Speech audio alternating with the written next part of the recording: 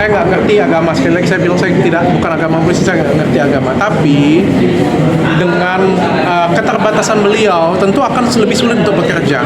Karena kan kalau kita menggunakan cadar, kan kita nggak tahu identitas. Ya. Akan lebih sulit untuk bekerja, mencari nafkah.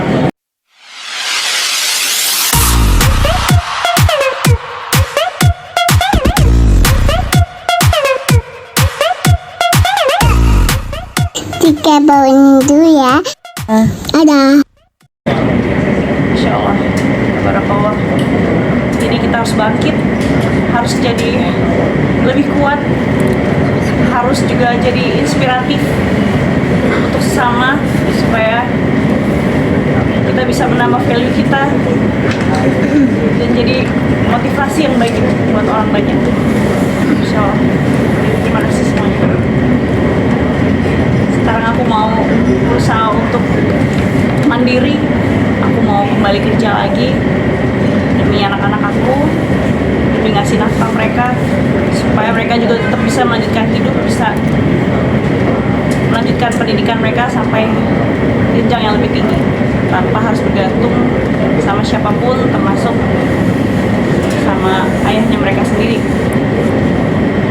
Mereka harus jadi anak yang kuat dan aku harus support mereka. Terima kasih. Ya gitu, jadi emang agak sedikit gugup, cuman karena sebelumnya memang basic aku juga di entertain, jadi insya Allah nggak akan butuh waktu lama lah untuk adaptasi, insya Allah. Kayaknya mengenai Islam sendiri, kalian itu menghargai selama agama kita. Apa sih maksud dari pembeberan dari sholat juga telat dan sebagainya di Islam sendiri? Apakah ada masih ada perselisihan tentang hal ini? Ya sekarang kalau secara akal logika Kenapa ada ya, jadi sekarang secara akal logika kita lebih pilih sholat di akhir waktu terburu-buru atau sholat di awal waktu tapi kita bisa mengerjakannya tenang di jamaah. Berasa tidak usah dibahas. Iya. Dan itu silakan nanti tanya aja ke yang ahlinya. Kayaknya untuk kembali ke depan kamera perlu ada persiapan yang khusus nggak sih atau sampai konsul atau segala sesuatunya di Kayaknya sendiri? Untuk apa? Untuk mau menghadap ke publik lagi. Balik ke juga entertain maksudnya. Kalau soal itu nanti dari Ustadz dari saya. Caranya gimana udah. Jadi begini, mohon maaf ya sebentar, saya biar bicara sedikit ya masalah kenapa saya duduk di sini. Ini nggak ada hubungan dengan Dr. Richard sebetulnya.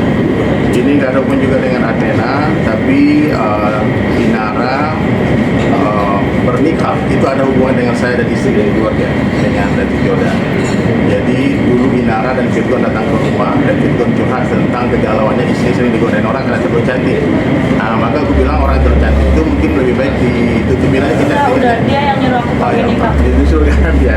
Akhirnya disuruh dan waktu itu kita bangkangkan beberapa tahun yang lalu. Kemudian setelah terjadi persoalan ini, Inara menghubungi saya gara-gara Firgon menyuruh dia membuka cadar.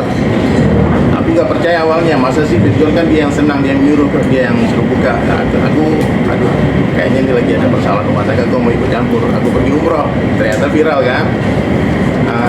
Subhanallah, aku tanya langsung Firgon, brother, benar gak antum suruh Ina buka cadar? Dia kata, betul kan dah.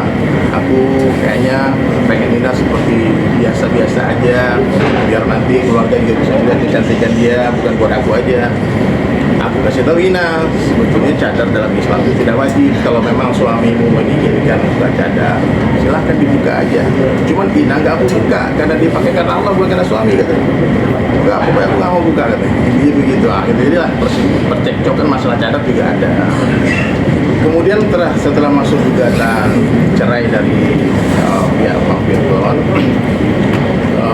Ina ke rumah. Dia ke rumah, dia curhat, nangis, berpelukan sama istri lama banget. Terus dia cerita, aku nggak yakin, maksudnya nanti ke depan nih aku masalah keperluan hidup, aku harus bekerja. Dan Ina waktu itu bertanya, Ustadz, boleh nggak aku kalau buka cadar? Saya bilang cadar itu tidak wajib, cadar itu sunnah. Mananya ya kalau kalian lihat orang bercadar, jangan dibilang itu salah. Itu urusan dia menutup wajah dia sendiri. Aku pun yang bercadar, nggak boleh menyalahkan yang tidak bercadar.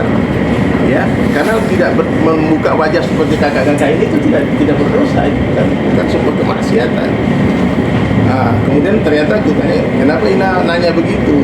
Aku nampaknya harus bekerja dan mungkin daruratnya pekerjaanku. Contohnya ternyata ini hubungannya dengan Athena kan? Athena kan klinik skincare kecantikan, otomatis ada hubungan dengan kecantikan wajahnya. Maka Ina undang aku datang, Dr. Richard, tolong jelaskan. Tolong nanti netizen yang melihat Ina, kalau suatu hari lihat Ina membuka niqabnya, cadarnya, karena jangan bully. Karena itu bukan sebuah kemaksiatan. Itu hukumnya boleh-boleh saja. Bukan dianjurkan ya, tapi boleh. Jadi kalau Ina bertanya, boleh nggak aku buka cadar? Bertanya, silahkan istighfar aja. Karena untuk memakai itu tuh perlu iman yang kuat. Dan banyak hal yang harus dia korbankan. Nggak boleh di sini, nggak boleh di situ. Nah, tapi ketika nanti Ina mungkin membuat keputusan dia mau membuka wajahnya, silahkan, ya, silahkan lakukan itu karena Allah. Ya, kalau Ina merasa harus dipakai, pakai. Kalau merasa dibuka, dibuka.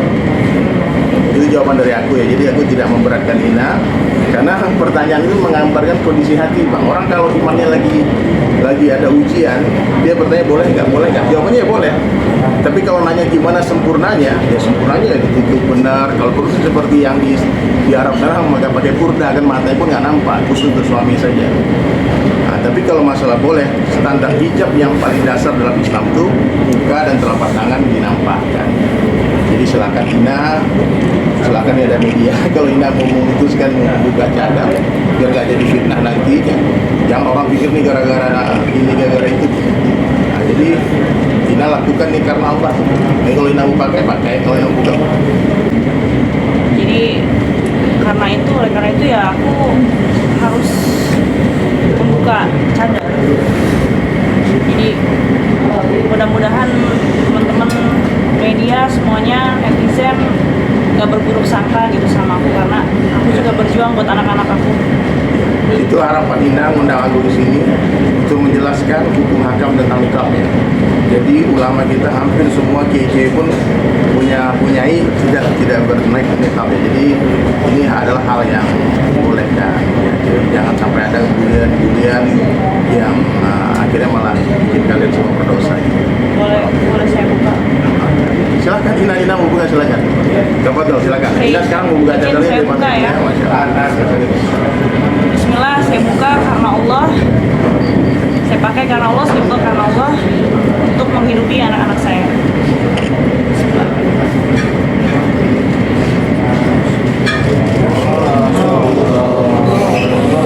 Masya Allah semuanya. Tunjukkan pandangan, brother. Arah kesini Kak Ina.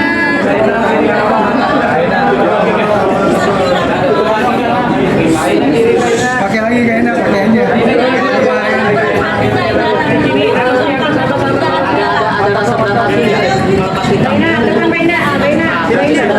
Sudah siap Mena. Gimana ini yang Jodan nangis deh, gimana nih? Iya udah, Pak. Belum. Ya, karena doakan Ina. Karena dia masangin dulu. Nah, sekarang buka nggak apa-apa ya. Pokoknya doakan Ina nanti suatu hari bisa lagi di rumah lagi dan dia bisa bernikah lagi. Amin. Siap.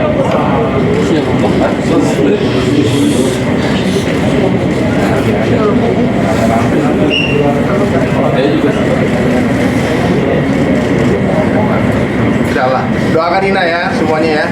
Bisa kita doakan juga dengan hubungan rumah tangga Ina baik-baik saja. Ini ujian yang harus dilewati. Apapun solusinya nanti mungkin tetap bersama ataupun berpisah, itu adalah yang terbaik dari Allah. Betul nggak dok? Betul. Nanti Dari Mbak Ina sendiri seperti apa? udah kuat banget. Termasuk dengan bulian-bulian nantinya. Pasti akan ada kan? Insya Allah. Kuliah itu nggak ada artinya apa-apa buat saya. Yang paling penting buat saya itu ya saya bisa menghidupi anak saya itu aja. Butuh berapa lama Inara memutuskan untuk melepas nikah? Apakah ada sebelum adanya tawaran ini atau memang sesudah adanya tawaran ini baru kesiapan itu ada? Setelah saya digugat. Setelah digugat itu memang ada keinginan untuk melepas nikah? Iya. Dan sebetulnya ini yang diinginkan sama Ridwan, Ina tidak bernikah. Mudah-mudahan dengan melepas nikah ini Ridwan berubah pikiran. Enggak jadi. Tapi Saya pikir cukup ya. Terakhir, ada keinginan apakah sudah mengambil keputusan tetap ingin bercerai itu sendiri? oke, saya pikir cukup. Sebentar. Bentar, saya jelasin dulu. Saya ada podcast dengan Dina kan. Beliau juga sudah kasih tahu saya. Besok akan tayang detail lengkap kenapa alasan semuanya. Kalian bisa ambil dari sana. Kalau nggak kita nggak selesai nanti Oke, bilangnya. nggak apa-apa itu podcastnya dok. Tapi yang jelas, saya pengen kasih tahu satu hal di sini. Ya, masalah rumah tangga Inara saya nggak akan ikut campur. Saya juga nggak ikut campur. Kita sama-sama nggak ikut campur. Kita ini Itu juru damai. itu menjadi hak yang Inara. Saya juga tidak akan ngomporin apapun. Tapi karena beliau adalah orang saya, beliau adalah simbolisme perusahaan saya juga, dan beliau adalah brand ambassador saya. Siapapun yang mencari masalah di luar dari keluarga Inara itu juga akan berhadapan dengan hukum dengan saya. Ya, siapapun. Ya, jadi bagi orang-orang di luar sana yang melaporkan, kadang lucu sih, sudah korbannya malah yang dilaporkan ya. Tapi yang jelas sekarang Nina akan dapat full support dari saya. Ini itu terakhir. Mbak Ina sendiri seperti apa ketetapan hatinya untuk akhirnya mengambil keputusan untuk betul-betul penegasan aja bercerai atau mau rujuk? Saya sudah menyiapkan sih poin-poin untuk mediasi. Ina masih berharap semua baik-baik saja. Itu curhatannya kepada kami, kepada saya. Cuma tinggal di pihak sana mau baik-baik apa tetap mau lanjut ke pengadilan dan ribut-ribut itu kayaknya keputusan di tangannya. Sekarang terakhir sekaligus klarifikasi bahwa kabarnya katanya ibunya Gilbert bilang 200 juta ada tudingan jadi judi sekarang segala macam klarifikasi sebenarnya seperti apa? Yang udah pernah aku klarifikasi di Instastory sebelumnya, aplikasinya jelas, perusahaannya jelas, terdaftar di BDI. Jadi OJK sekali lagi tidak akan melindungi perjudian. Tadi itu bukan buat judi ya? Ya, bukan. Itu kan ada ilmunya. Apa itu saham kah atau seperti apa? Itu saham. Oke, cukup ya. Terima kasih banyak semuanya. Selamat malam. All the best everybody, Masya Allah. Waduh, nggak bisa diri. Ya kita tinggal tunggu aja proses hukumnya. Nah, soal buktinya sendiri, Inara punya bukti kuat nggak sih? Kan katanya kan kalau Tina itu harus punya bukti yang logis, segala macam. Inara dia apakah ada bukti seperti itu? Pastinya ada. Kalau nggak ada, saya nggak akan bisa bikin laporan polisi. Betul ada video? Nanti bisa kita lihat sama-sama aja. Dalam kontrak tidak ada saya mewajibkan untuk membuka cadar, tidak ada sama sekali. Sebelum beliau datang dengan saya, keputusan itu sudah ada. Berarti dia sempat berbicara sama dokter bahwa dia ingin lepas nikah gitu. Saya tidak mendengar dari Inara, saya mendengar dari Oh, sendiri. ada keinginan karena kan beliau ini ya, saya bukan agama muslim, saya tidak tahu, makanya saya datangkan Ustaz Dery ke sini untuk menjadi penengah masing-masing. Karena saya nggak pengen yang kayak ginian punya jadi hal yang lebih viral daripada masalahnya sendiri. Ya, kalian juga harus berpikir kayak gini ya. Secara agama ini diperbolehkan. Beliau juga harus mencari rezeki. Kalau mohon maaf banget, ya saya nggak ngerti agama. Sekali lagi saya bilang saya bukan agama muslim, saya nggak ngerti agama. Tapi dengan keterbatasan beliau tentu akan lebih sulit untuk bekerja. Karena kan kalau kita menggunakan cadar kan kita nggak tahu identitas. Ya. Akan lebih sulit untuk bekerja, mencari nafkah. Itu tuh concern yang saya tangkap ya. Yang saya tangkap tuh itu concernnya. Saya nggak peduli beliau mau lepas cadar, nggak lepas cadar. I don't care karena tujuan saya untuk menjadi simbolis dianya. Tapi beliau memutuskan itu ya silakan saja saya support. Dok, dengan akan jadi atau mungkin dok dia itu seperti apa kayak mempromosikan produk atau seperti apa atas Saya malah mintanya bukan mempromosikan produk, tapi lebih ke promosi sebagai wanita yang benar-benar kuat. Itu aja sih. So, suki-suki. Inanya jangan pergi dulu, beli VIP dulu sebentar. Aku mau buat video sebelum.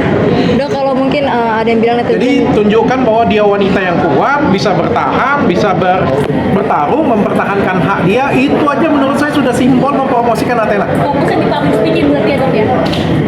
Ketika dia membesarkan anak-anaknya lebih baik, walaupun dia ditinggal oleh orang terdekatnya dia, walaupun dia tidak diberikan nafkah, tapi dia bisa memberikan nafkah lebih baik, itu menurut saya bisa menunjukkan bukti ya, bahwa wanita itu bisa mandiri. Nah itu tugas dia utama itu. Dok, dengan dokter hadir di permasalahan ini, takut tidak nanti dibilang mantan netizen aji mumpung lah, dompleng kayak gitu dok? Saya yang ditelepon, saya tidak menghubungi. Saya ditelepon, saya dimintain tolong, saya dapat berkat untuk bisa memberikan pahala, dan saya pikir ini juga bisa menginspirasi orang lain ya. Kenapa harus saya tolak? Orang panggil saya, berikan kesempatan saya untuk membantu ya. Kenapa saya harus tolak? Kalau masalah yang lain saya mendapat keuntungan ya, saya pikir nggak ada yang salah dari sana.